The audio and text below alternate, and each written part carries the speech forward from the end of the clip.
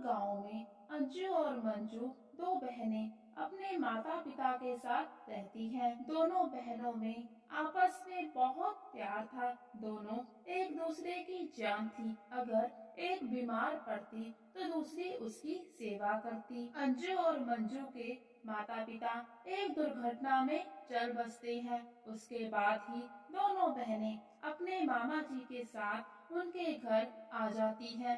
अंजू और मंजू के मामा जी की खुद की कोई भी संतान नहीं है, इसीलिए वो अंजू और मंजू को अपने घर ले आते हैं ताकि संतान की कमी को पूरा कर सके और बहन के बच्चों का अच्छे से ध्यान भी रख सके। लेकिन उनकी पत्नी लता को ये बात बिल्कुल भी अच्छी नहीं लगती। वो अंजू और मंजू को बिल्कुल भी पसंद नहीं करती।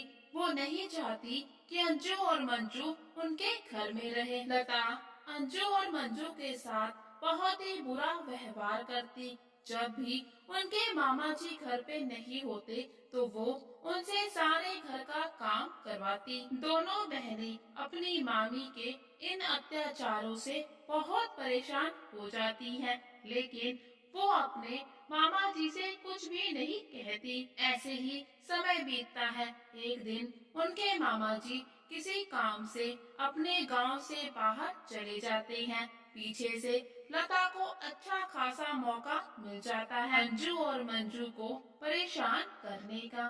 वो सोचती है क्यों ना दोनों बहनों को इतना परेशान किया जाए कि ये दोनों खुद ही घर छोड़कर चली जाएं। और फिर वो बिल्कुल ऐसा ही करती है।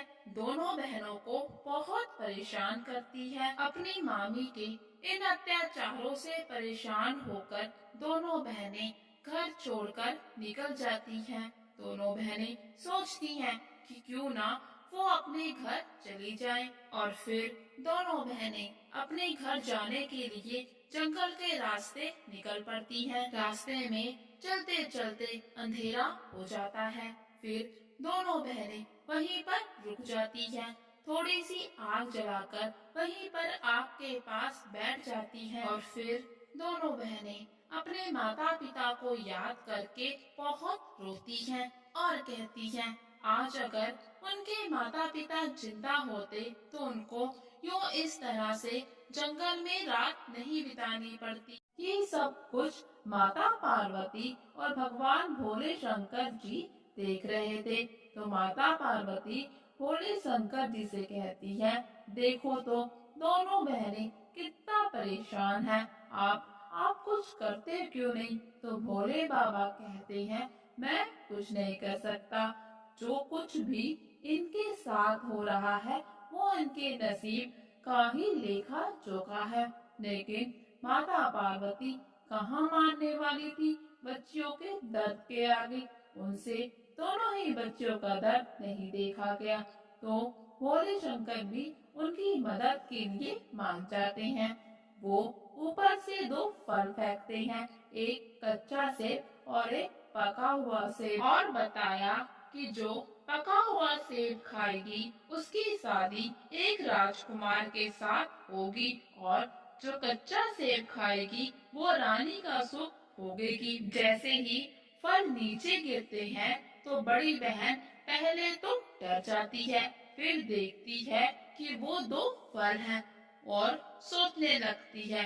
पका हुआ फल छोटी बहन के लिए रख देती है, कच्चा फल खुद खा लेती है। फल खाकर उसे भी नींद आ जाती है और वो सो जाती है। इतने में छोटी बहन उठती है, पास में पका हुआ सेब देखकर बहुत खुश होती है और सेब को खा लेती है। फिर उसे ध्यान आता है कि अरे बड़ी दीदी भी तो भूखी है और उसने सारा फल खुद ही खा लिया। तो उसको बहुत ही बुरा लगता है, लेकिन फिर वो सोचने लगती है क्यों ना जंगल में आगे जाकर वो ढूंढे, हो सकता है कोई फल मिल जाए जो वो अपनी बड़ी बहन को दे सके। तो बस वो निकल पड़ती है, लेकिन चलते चलते वो बहुत आगे आ जाती है। अब वापस जाने का रास्ता भूल जाती है। ऐसा करते करते फिर वो एक नगर में पहुंच जाती है। वहाँ पर वो एक बूढ़ी औरत से मिलती है और उसको सारी बात बताती है। बूढ़ी औरत अकेले रहती थी। उसको उस पर दया आ जाती है और उसे वो बेटी बनाकर अपने पास रख लेती है।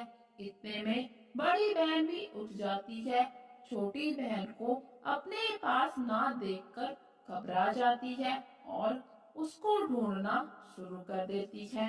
अब बड़ी बहन भी रास्ता भटक जाती है। वो भी एक नगर में पहुंच जाती है जहाँ के राजा की रानी मर चुकी है। जब सभी लोग उसे देखते हैं तो बहुत ही अचंभित होते हैं। उसकी सुंदरता देखकर उसको राजा के पास लेकर जाया जाता है। राजा भी उसे बहुत पसंद करने लगता है। फिर दोनों की शादी हो जाती है। इस तरह बड़ी बहन रानी का सुख भोगने लगती है, लेकिन उसे हर वक्त अपनी छोटी बहन की याद सताती है, जिसकी वजह से वो दुखी रहती है। उधर पास के ही गांव के राजकुमार की शादी एक जमींदार की बेटी से होने वाली है, लेकिन जमींदार की बेटी एक आंख से काणी है। ये बात राजकुमार को नहीं पता। अब जमींदार सोचने लगता है, अगर राजकुमार को ये बात पता चल गई तो वो उसकी बेटी से शादी नहीं करेगा। फिर वो सोचता है, क्यों ना एक सुंदर सी लड़की की शादी राजकुमार से करा दी जाए और जब विदाई का समय हो तो वो अपनी बेटी को विदा कर देगा। फिर एक सुंदर लड़की की तलाश शुरू होती है और जमींदार के आदमी उस बुढ़िया के पास सुंदर लड़की की खोज करते हुए पहुंच जाते हैं। उनको वो लड़की बहुत अच्छी लगती है। उसी को ले जाकर जमींदार के सामने पेश कर देते हैं। जमींदार भी उसकी शादी राजकुमार के साथ कराने को मान जाता है। अब उस छोटी बहन की शादी राजकुमार के साथ हो जाती है। फेरे लेते समय छोटी बहन बहुत ही चालाकी से एक रुमाल में सारी बात लिख देती है और उसे राजकुमार की जेब में डाल देती है। अब खाना खाने के बाद राजकुमार जब हाथ पोंछने के लिए रुमाल निकालता है तो सारी बात पढ़ लेता है और फिर शाम के समय विदाई हो जाती है। फिर जब घर आने के बाद राजकुमार उस लड़की को देखता है तो वो समझ जाता है कि रुमाल में लिखी हुई सारी बातें सच हैं और वो उसे वापस जमींदार के घर भेज देता है और अपनी पत्नी मानने से भी इनकार कर देता है। अब जमींदार राजा के पास पहुंच जाता है और न्याय मांगता है। कहता है, राजकुमार ने उसकी बेटी की जिंदगी खराब कर दी। पहले उससे शादी की, लेकिन अब अपनी पत्नी मानने से इनकार कर रहा है। ये सुनकर राजा को बहुत गुस्सा आता है। वो राजकुमार को अपने सामने पेश होने के लिए कहते हैं।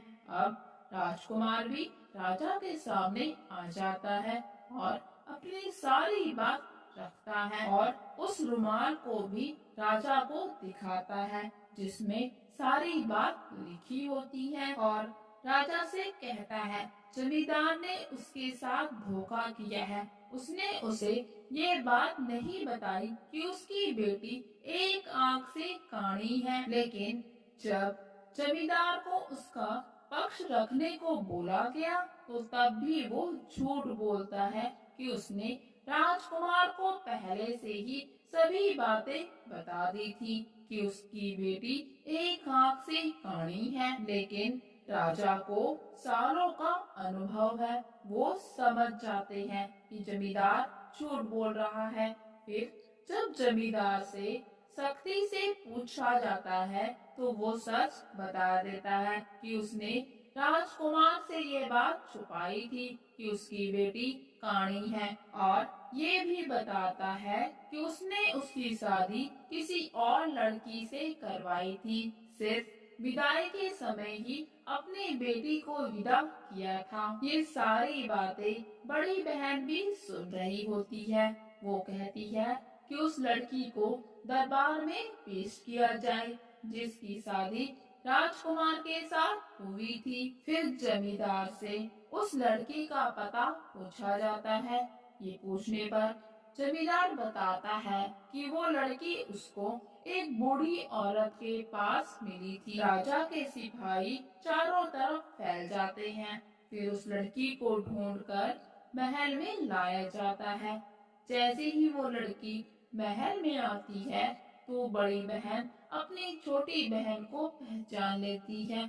दोनों बहनें आपस में गले मिलती हैं और फूट फूट कर रोने लगती हैं। और फिर बड़ी बहन खुद अपनी छोटी बहन की शादी राजकुमार के साथ करवा